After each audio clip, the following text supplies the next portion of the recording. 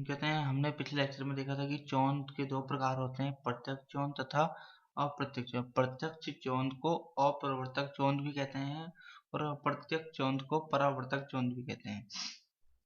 प्रकाश स्रोत से प्रकाश सीधा आंखों पर पड़ने के कारण आंखों पर जो चौंध होता है उसे प्रत्यक्ष चौंध कहते हैं। और जब प्रकाश दीप से निकलकर सीधा आंखों पर न आकर किसी अन्य वस्तु से परावर्तक सतह पर गिरता है और वो परिवर्तित होकर हमारी आंखों पर आता है तो उसे प्रत्यक्ष चौंध कहते हैं।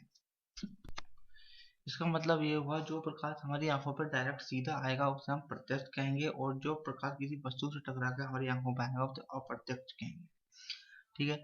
चौंध को कम करने के उपाय, कुछ उपाय हैं चौंध को कम करने के उपाय, वो क्या क्या है। प्रकाश, पहला है प्रकाश स्रोत की पृष्ठीय क्षेत्रफल को बढ़ा देने से चमकीलेपन का मान कम हो जाता है। ठीक है, प्रकाश स्रोत के पृष्ठीय क्षेत्र को बढ़ा देने से चमकीलेपन का क्या हो जाता है, मान कम हो जाता है, क्योंकि जो चौंध है वो एरिया के इनवर्सली प्रोपोर्शनल, अतः ग्लेयर भी कम हो जाती है। इसके लिए हम कम ऊंचाई की छत पर लगाए गए लैंप पर ग्लोब का प्रयोग करना चाहिए। प्रकाश स्रोत से गुजरने वाले क्षैतिज तल से प्रकाश को 20 डिग्री के कोण पर कट ऑफ कर देने से ग्लेयर कम हो जाता है, इसलिए लैंप पर बस शेडेड या परावर्तक का प्रयोग करना चाहिए।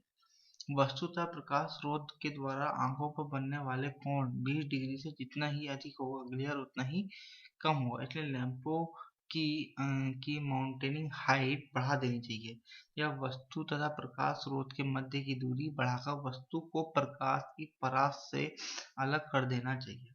प्रकाश स्रोत से प्रकाश वस्तु पर ही पड़ना चाहिए। प्रकाश स्रोत से प्रकाश वस्तु पर ही पड़ना चाहिए, ना कि सीधे आंखों पर। इसके लिए शील्ड का प्रयोग किया जाता है। प्रकाश रोधक पर्दों यानी शील्ड का प्रयोग करते हैं। ठीक, उसके बाद देखते हैं सामान्यतः वस्तु को चारों ओर के बाह्य क्षेत्र से तथा पीछे की सतह से कुछ अधिक चमकीला होना चाहिए। वस्तु को चारों ओर से तथा बाह्य क्षेत्र से या पीछे की सतह से कुछ अधिक चमकीला होना चाहिए।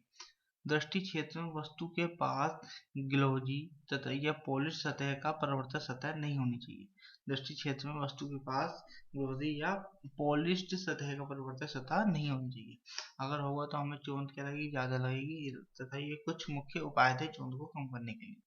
अब देखते हैं औसत ज्योति तीव्रता या औसत कैंडल पावर क्या होती है। मीन कैंडल पावर किसी प्रकाश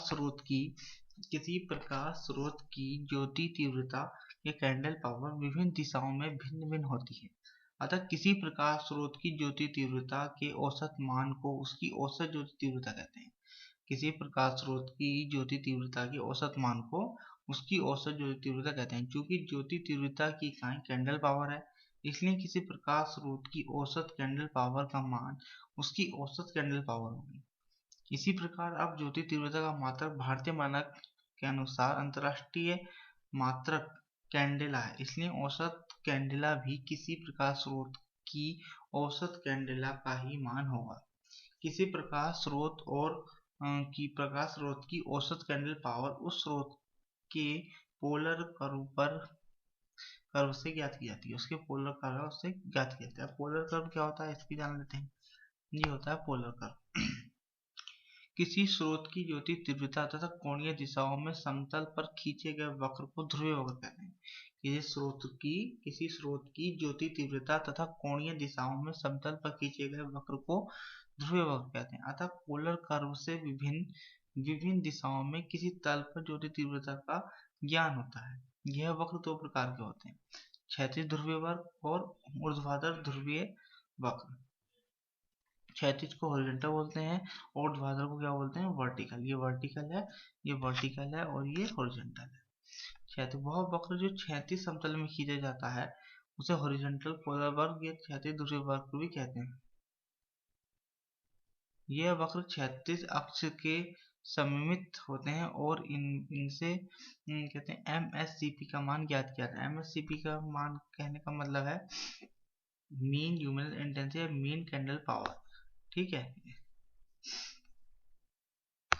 मान ज्ञात किया। ऊर्ध्वाधर ध्रुवीय वक्र वह वक्र जो ऊर्ध्वाधर समतल में खींचा जाता है उसे वर्टिकल पोलर कर्व कहते हैं। यह वक्र अक्ष में समित या सिमेट्रिकल होते हैं।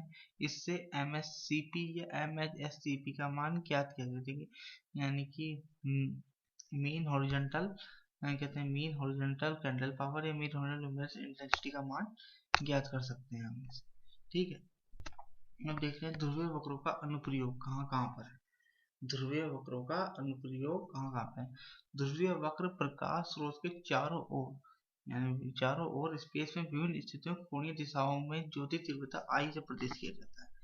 I से प्रदर्शित किया जाता है। किसी बिंदु पर E का मान E equal to I cos theta by I square होता है। इंटेंसिटी और R की त्रिज्या यानी कि दूरी के सूत्र द्वारा ज्ञात किया करने पर I का मान ध्रुवीय वक्र से ज्ञात किया जाता है।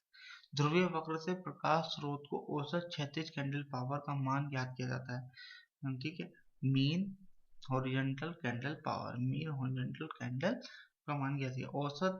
औसत क्षैतिज कैंडल पावर को अधिकतर व्यवहार में प्रयोग लाते हैं। अतः क्षैतिज ध्रुवीय वक्र से मीन हॉरिजॉन्टल कैंडल पावर या मीन कहते हैं या मीन वर्टिकल पोलर कर्व भी ज्ञात कर सकते हैं। ठीक है, ध्रुवीय वक्र से विभिन्न दिशाओं में प्रकाश के फैलाव का मान ज्ञात करते हैं। इसलिए ये वक्र प्रकाशीय योजनाओं में लैंपों का चयन करने में सहायक होते हैं।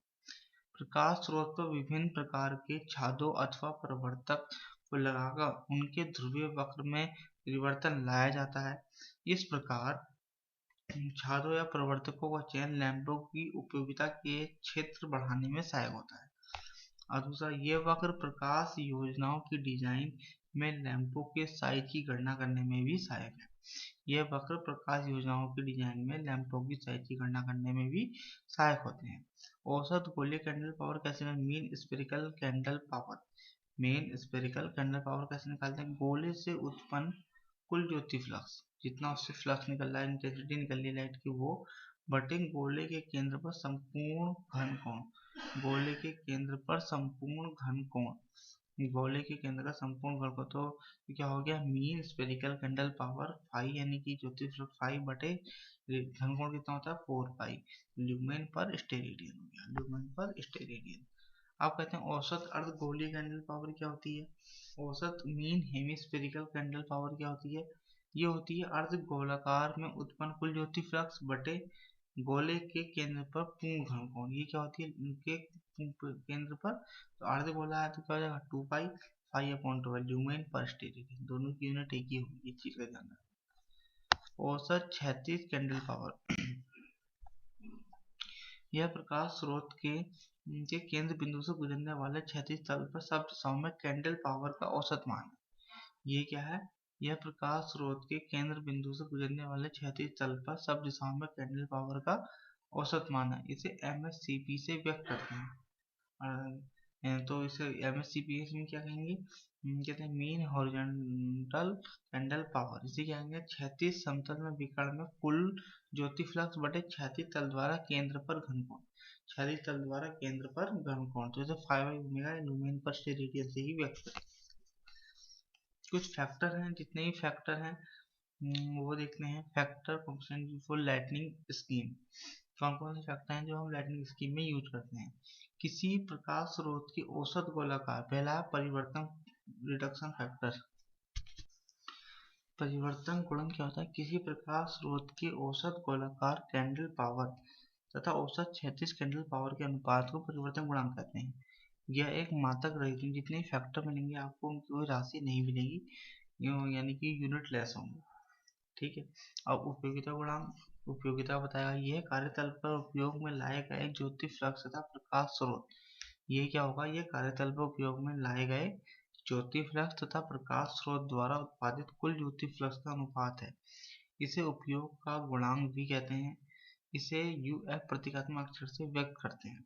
इसका मान सदैव एकांक से कम होता है, इसलिए UF फैक्टर 0.32 0.5 वेरी करता है। ठीक है, अनुरक्षण गुणांक, ये क्या है, यह कार्यतल पर सामान्यतः स्थित में औसत प्रदीप्त तथा आदर्श स्थिति में औसत प्रदीप्त का अनुपात है। इसे MF प्रतीकात्मक अक्षरों से व्यक्त करते हैं। इसका मान सदैव एकांक से कम होता है। ठीक है, इसका मान क्या होता है, एकांक से हमेशा कम होता है, इसकी वैल्यू 0.4 टू 0.8 वेरी करती है। सामान्य स्थिति का तात्पर्य वस्तुओं की कार्यकारी स्थिति से है, क्योंकि आदर्श स्थिति का तात्पर्य वस्तु की पूर्ण स्वच्छता या नवीनता से। अक्षय या हास्य गुणांक, यह अनुलक्षण गुणांक का विलोम होता है। इसे डीएफ प्रतीकात्मक अक्षर से ही व्यक्त करते हैं। इसका मान सदैव 1 होता है। ठीक है, इसका मान क्या होता है, इसका वैल्यू 1.2 से 1.25 तो वेरी करेगी।